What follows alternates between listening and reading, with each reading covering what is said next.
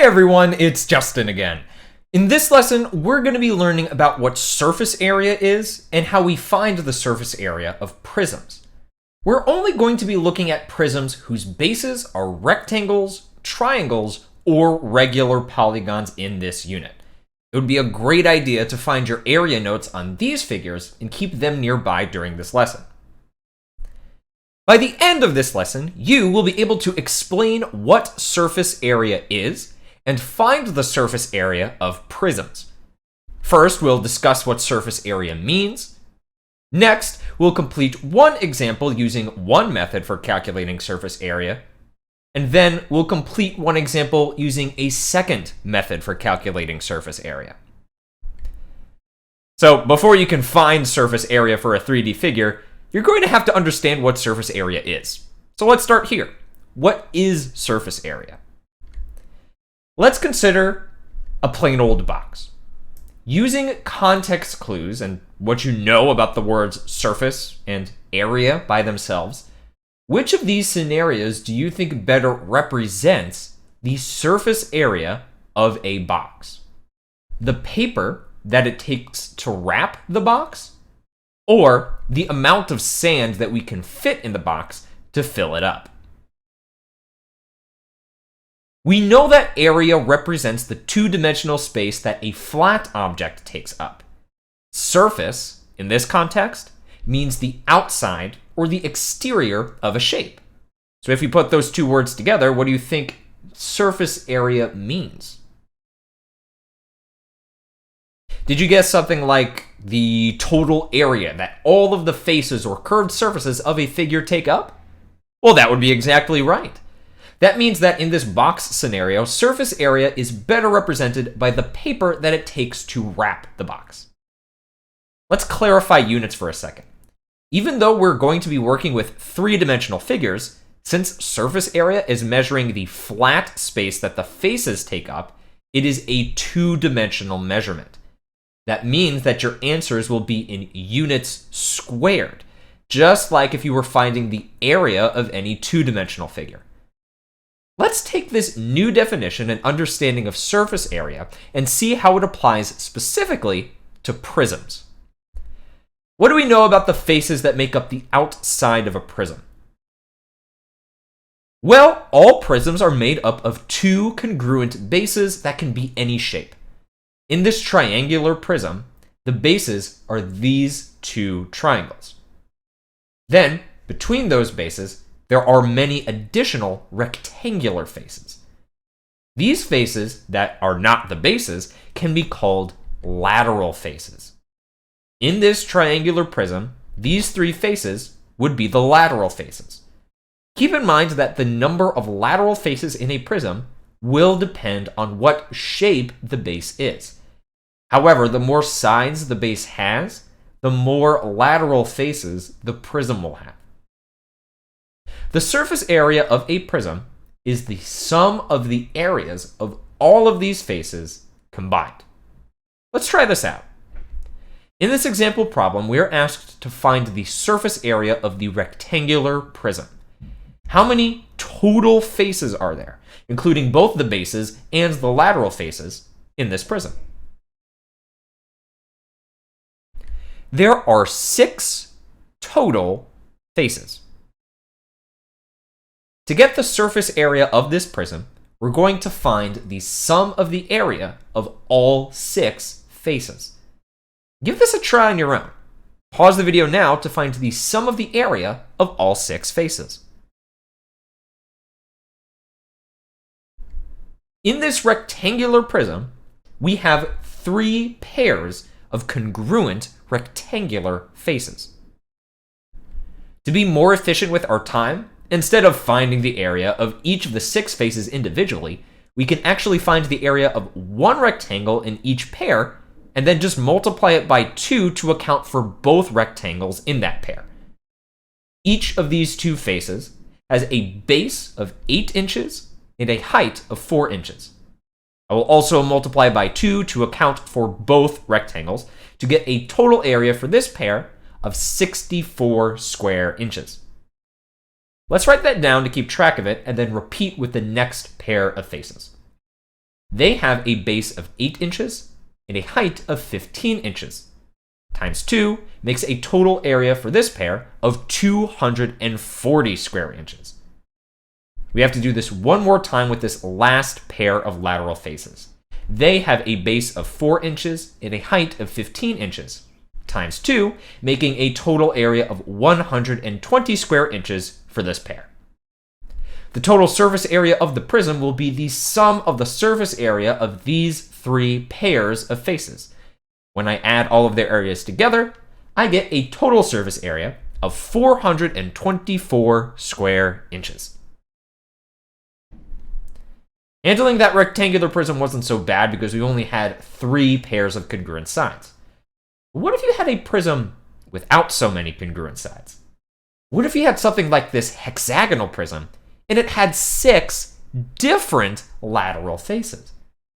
I could still find the surface area, but it would look like 2 times the area of the base plus the first lateral side plus the second lateral side plus the third lateral side plus the fourth lateral side, oh boy, plus the 5th lateral side plus the 6th lateral side. I am tired just saying all of that. Forget about doing all of those separate calculations.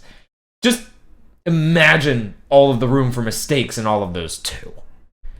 We need to find a more efficient way of doing this. Luckily for us, we can consider all of the lateral faces as one composite shape, and this will make calculations a lot simpler. In order to imagine them all together, we need to use some visualization skills. What if we cut open this prism along one lateral edge and then peel it open to lay it flat?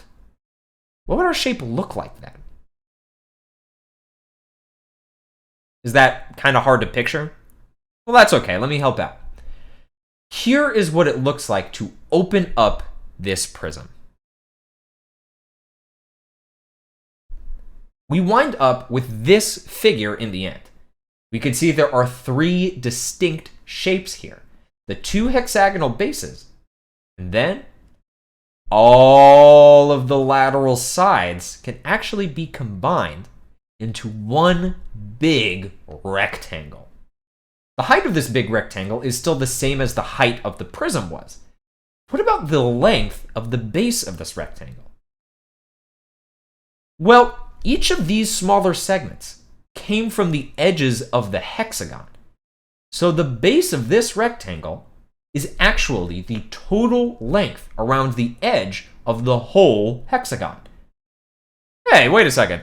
What would be a better way of describing this? The perimeter.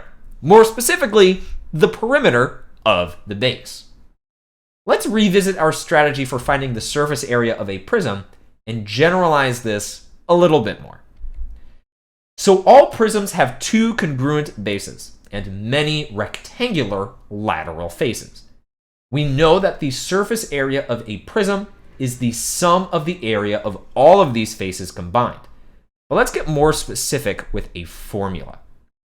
This formula gives the surface area of any prism. It's broken into 2 parts.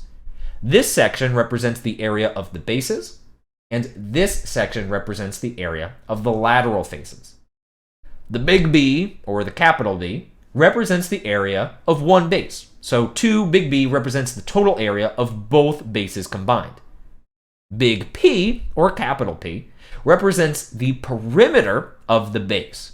And big H, or capital H, represents the height of the prism. So big P times big H represents the total area of all of the lateral faces combined. This would represent the large rectangle that we saw when we cut open the hexagonal prism and laid it flat. You can always go back to the foundation of surface area to find the area of each face and add them together to get the total surface area.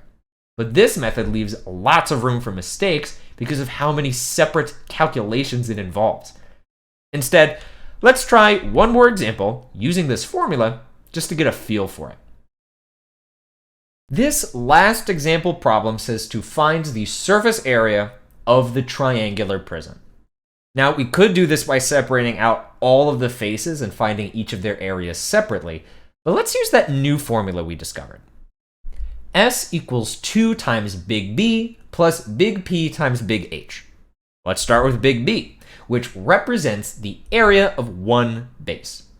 What shape is the base of this prism? Yep, it's a triangle. So we're going to use the triangle area formula of 1/2 base times height. This is where it becomes really important that you're paying attention to the details in your notes and your work. There is a big difference between big B here, which represents the area of the base, and little b, which represents the length of the base segment of the triangle. So what are the lengths of the base and height segments for this triangle? The length of the base is 6 feet, and the length of the height is 3.5 feet. Instead of just putting this into our calculator now, let's just substitute this for the big B in our formula, and then wait until the very end to put our entire expression into the calculator at once. This is going to help us prevent any rounding errors. Next up, we need big P, which is the perimeter of the base. What is the perimeter of the triangular base in this prism? The perimeter is the total distance around the outside. So that's 6 plus 4 plus 5 feet, which is a total of 15 feet. We can substitute that in and then move on to big H, the height of the prism. What's the height of this prism? It might also help you visualize it to think of the height as the distance between the two bases. In this prism, that is 5 feet. Now that we've substituted everything into this formula, we can put this expression into our calculators. Pause the video here and get your final answer for this problem. Your calculator should give you an answer of 96. So what will be the units label of this answer? Surface area is measured in square units since it's a two-dimensional measure, so our final answer is 96 square feet. Since surface area is just the total area of all the faces of a three-dimensional figure, you can choose to find the area of each face separately and then add them together. But to be more efficient, you can use the surface area formula, which requires big B, the area of one base, big P, the perimeter of one base, and big H, the height of the prism. You can visualize this as finding the area of the bases plus the big rectangle that's created when we open up and flatten a prism. Make sure you write your work carefully so that you don't get confused between the lowercase and uppercase variables. Good luck, and I'll see you next time.